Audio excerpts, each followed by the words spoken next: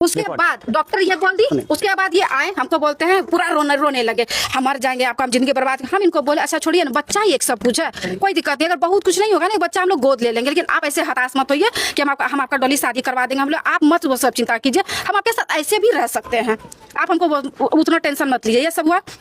उसके बाद ये किसी और डॉक्टर से मिले। हाँ, इसके बाद क्या हुआ, डॉक्टर बोली कि ओवरी में इंजेक्शन वगैरह दे रही है। डॉक्टर से कुछ अकेले में बात की, ओवरी वगैरह में इंजेक्शन देने, किसी का और डाल के जो होता है वो, ठीक है। तो ये अपने भाई का लेने के लिए सोचे थे, तो आपको एक दिन ऐसे डॉक्टर पास ले गए, तो डॉक्टर झूठ काहे बोल रहे हैं? एक बात भी झूठ नहीं बोल रहे हैं, भगवान का कसम, एक बात भी नहीं। सुनिए देखिए, अरे एक आदमी को ठीक है। उसके बाद हमको संजीता दास बोलती है कि रेडी हो जा। हमने मैम किस चीज के लिए? तो यहाँ पे नाभी देख रहे, तो औरत सवार यहाँ पे नाभी में सुई लेने के लिए हम इनको पूछे किस चीज का प्रोसेस है, तो इस चीज का। हम बोले हम नहीं लेंगे सुई।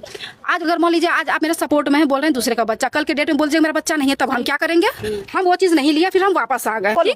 शादी वाइन का हाइड्रोसिल फुला हुआ था, आप इनका डॉक्यूमेंट ये रिपोर्ट मेडिकल देख सकते हैं। जब सोइएगा नहीं तो बच्चा पैदा कहाँ से होगा? इनका कहना था एक बार सोए हमको बच्चा हो, हमको नहीं हुआ। ठीक बात है, इनकी माँ जो बोलेंगे हम सब सच बोलेंगे। इनकी माँ क्या बोलने लगी, हमको ना अब रोना आता है, सो लोग बोलता है कि पुतहू क्या बांझ लाई है। ठीक सर, ये सास जो बोली आप तो मेरे हस्बैंड थे, आप तो अपना सिचुएशन जान रहे हैं कि क्या मेरे साथ सिचुएशन है।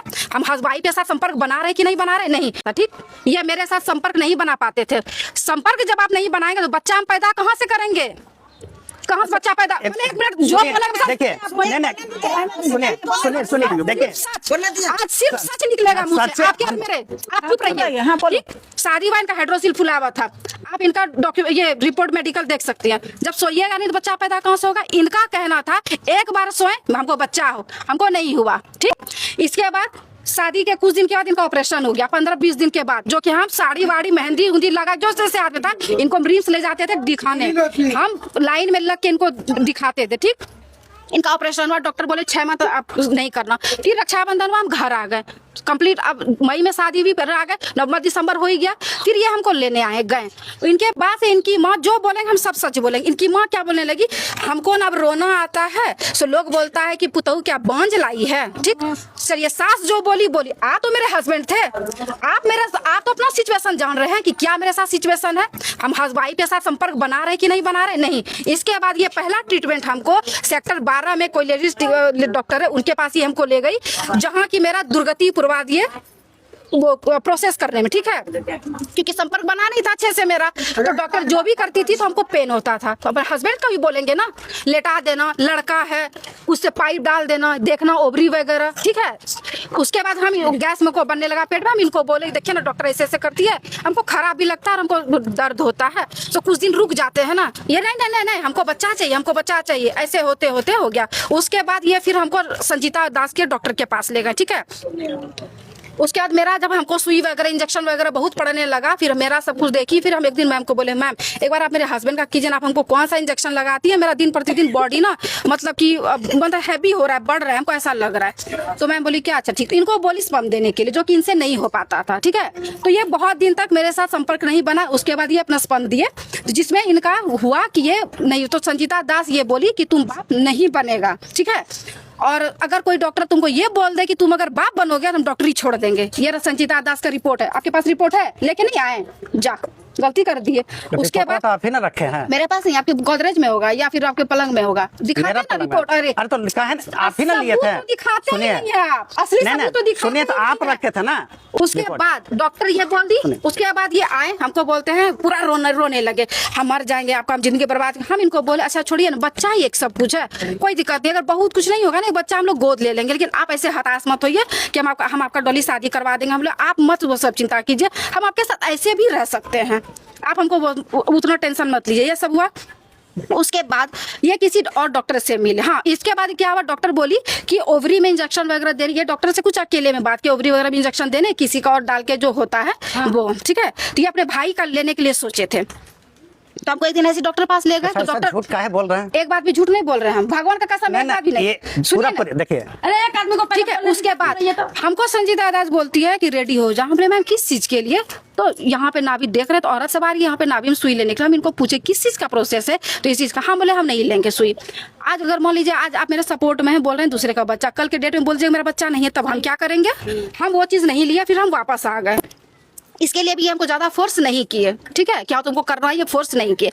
उसके बाद उसके बाद फिर एक कोई आयुर्वेदिक डॉक्टर से मिले, ठीक है, तो डॉक्टर पास जो भी अपना बोले होंगे तो वो मैं हमको आए, हमको देखे सब कुछ कि क्या है नहीं है, तो वो बोले तुम्हारे में कोई दिक्कत नहीं, रिपोर्ट वगैरह, इनको कोई वो इंजेक्शन दिए जो कि ये लेते थे। उसके बाद ये फिर इनका 1.5-2 माह तक हम लोग कुछ भी रिलेशन वगैरह नहीं बना, फिर ये अपना चेक करवाए, 70% इनका 70% निकला कीटाणु।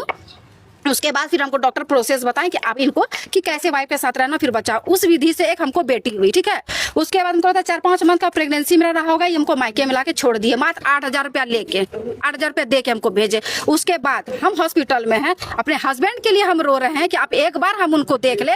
उस दिक्कत में भी क्या बोलता है, मेरी माँ का तबियत खराब है, हम नहीं आएंगे। उसके बाद डॉक्टर जब इनको कॉल करके बोल रही है कि सीजर का हम सीएन नहीं काटेंगे जब तक तुम नहीं आएगा, तब ये ऑपरेशन के 8वें या 9वें दिन के बाद ये आए, और आए तो आए बच्चे के छठी में बच्चा का कपड़ा जो नहीं होता हम लोग गिफ्ट में देते हैं 150-200 वाला, वो लेके आए। मेरे लिए कुछ नहीं, ना बच्चे के लिए मठिया लेके आए, ना पायल लेके आए, ना मेरे लिए कुछ भी लेके आए। उसके बाद ये हमको छोड़ दिए, फिर दुर्गा पूजा में हमको ये लेने आए। उसके बाद फिर यही वहां जाने के बाद भी यही गति, यही सब गति है। ठीक है। तुम्हारा जैसे कोर्ट से करियो कि मेंटेनेंस तुम किसकी थी, लागू हो गया है? हाँ, मेरा 2 साल पहले डिग्री हो चुका है। तो डिग्री हो गया है। हाँ, लेकिन फिर भी हम इन पे कोई नोटिस वगैरह वैसा नहीं भेजवाते थे कि शायद आ जाए। तुम्हारा जैसे कि एक बेटी है, ठीक है, इस चीज से तो ये पता चलता है कि तुम पति से प्यार की हो। जितना तुम्हारी बातें हम सुने हैं की हो, हर जगह पत्नी गलत नहीं रहती है या हर जगह पति गलत नहीं रहता है। तुम्हारी बातें से हमको लगा कि तुम अपने पति का हर हाल में साथ रखना चाहिए, छोड़ना नहीं चाहिए हमेशा से। तो अभी ये चीज बताओ कि जैसे तुम्हारी मम्मी है, पापा है, एक गांव घर है, पूरे समाज है।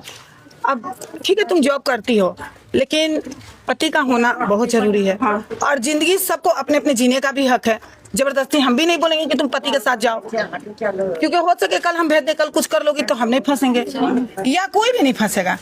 तो ये जिंदगी जीने का सबका हक है। और कोई डिग्री या कुछ भी, मतलब कोई डिग्री हो या कोई समाज हो या कोई दुनिया या हम ही हो, पति पत्नी का जो प्यार होता है ना, वो हम लोग नहीं कर सकते। जब तक तुम दोनों का दिल नहीं मिलेगा, डिग्री भी कोई काम। इसको भी सेक्शन 9 वाला में डिग्री मिल चुका है कि पत्नी को लेकर जा सकता है, तुमको भी मिल चुका है, तो तुम दोनों कर ये चुकी हो। अब ये बताओ कि जैसे पति के साथ तुमको रहना है तो क्या तुमको मेंटेनेंस चाहिए?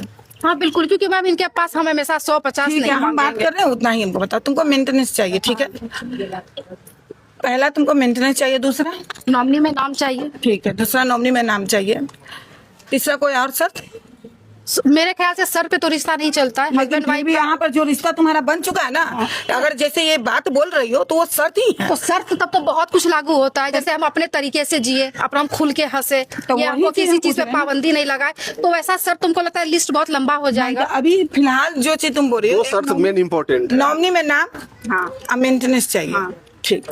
आप मंथली कितना कमाते हो? मैं ये मंथली देखे, आप जो ये कह रही है मेंटेनेंस ऐसे कितना बना है? मेंटेनेंस तो 16,000 रुपये बंधाया है। 16,000, ठीक है। जैसे मान लो कि अभी यहाँ मायके रहती तो मेंटेनेंस तुमको 16,000 ये देते हैं, क्योंकि यहाँ रही हो। अब यहाँ इनके पास रहेगी, तुम्हारे बच्चे का पढ़ाई लिखाई सारा मेंटेनेंस तुमको सिर्फ तुम्हारे अपने खर्च के लिए, जिसका कोई हिसाब ही तुमसे कभी नहीं लेंगे। अगर हम अभी दिला दें, तुम्हारा मान सम्मान इज्जत करे, जो ये कर चुके हैं वो अब ना करें, ये चीज हम सारी चीज अभी लेंगे, जो भी गार्जियन आए इनके सारा काम हम लेंगे, वो चीज ना करें। अब तुम दोनों पति पत्नी के बीच में जैसे अदर बाई कोई होता है ना, हल्ला हंगामा करना, लड़ाई झगड़ा, वो चीज नहीं होना चाहिए। और दोनों में, और तीसरा नॉमिनी में ना, वो सब चीज हम करवा देंगे। तुम पति के साथ रहोगी? रहेंगे, हाँ रहेंगे, रहोगी, ठीक। कि पहले तो देखिए हम आपको ये नहीं करें कि 16,000 दीजिए या 20,000 दीजिए, जितनी आपकी शक्ति है, क्या हर महीना उतना आप दे सकते हैं पत्नी का, लेकिन जिसका हिसाब आप नहीं दीजिएगा, वो अपना पैसा बैंक में रखे। देखिए सबसे पहला चीज है ना कि मेरे ऊपर एकदम इतना ज्यादा झूठा आरोप लगा दी, बॉडी ऑपरेशन ये सब, ये मार दी थी, एकदम फूल गया था।